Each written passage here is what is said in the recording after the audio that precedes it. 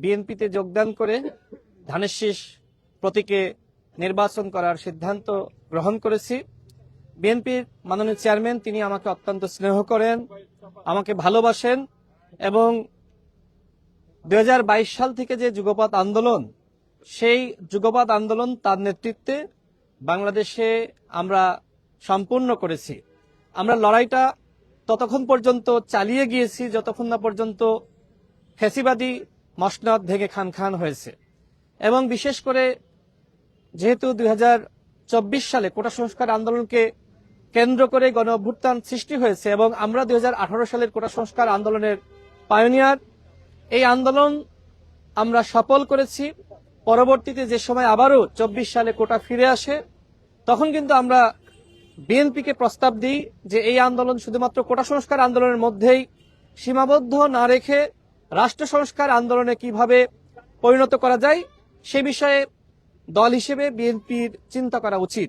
সেই সময় বিএনপির মাননীয় ভারপ্রাপ্ত চেয়ারম্যান তিনি আমাদের সেই প্রস্তাব গ্রহণ করেছিলেন। আমরা এই প্রস্তাবটি দিয়েছিলাম বিএনপির স্থায়ী কমিটির সদস্য জনাব সালাউদ্দিন আহমেদকে, অর্থাৎ জনাব তারেক রহমানের সাথে আমাদের যে সম্পর্ক, সেই সম্পর্ক আন্দোলন সংগ্রামের সম্পর্ক।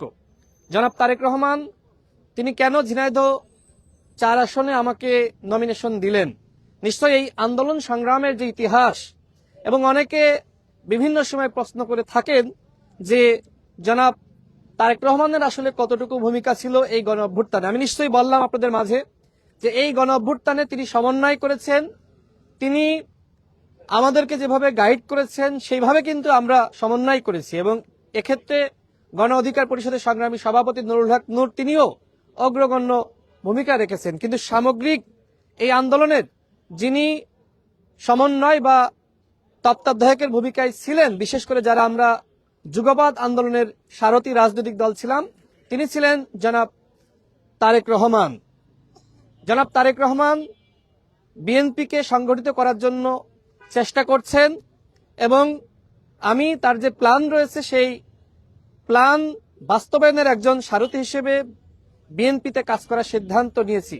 আজকে যে আলোচনা হয়েছে সেটি স্বাভাবিকভাবে, যেহেতু আমি ঝিনাইদহ 4 আসনে নির্বাচন করছি, সেখানে কি কি সংকট রয়েছে এবং সেই বিষয়গুলো নিয়ে কি করা যায় আমি তার কাছে বিস্তারিত তুলে ধরেছি এবং তিনি ঝিনাইদহ 4 আসনে নির্বাচনী জনসভায় আসবেন, যেটি আগেও বিএনপির স্থায়ী কমিটির সদস্য জনাব সালাউদ্দিন আহমেদ আমাকে জানিয়েছিলেন এবং আজকেও আমি সেই বিষয়টি তাকে জানিয়েছি। ইনশাআল্লাহ ঝিনাইদহ 4 আসনের মানুষের উদ্দেশ্যে বলতে চাই, জনাব তারেক রহমান আপনাদের মাঝে আসছে এবং তিনি যে সিদ্ধান্ত নিয়েছেন আমাকে আমার পাশে থাকা এবং ঝিনাইদহ 4 আসন থেকে আমি যাতে নির্বাচন করি, আমি আশাবাদী সেখানে বিএনপির আরো কয়েকজন প্রার্থী ছিলেন, তারা জনাব তারেক রহমানের সিদ্ধান্ত মেনে আমাকে সহযোগিতা করবেন এবং ধানের শীষ প্রতীকে ভোট দিয়ে বিএনপিকে ক্ষমতায় আনবেন।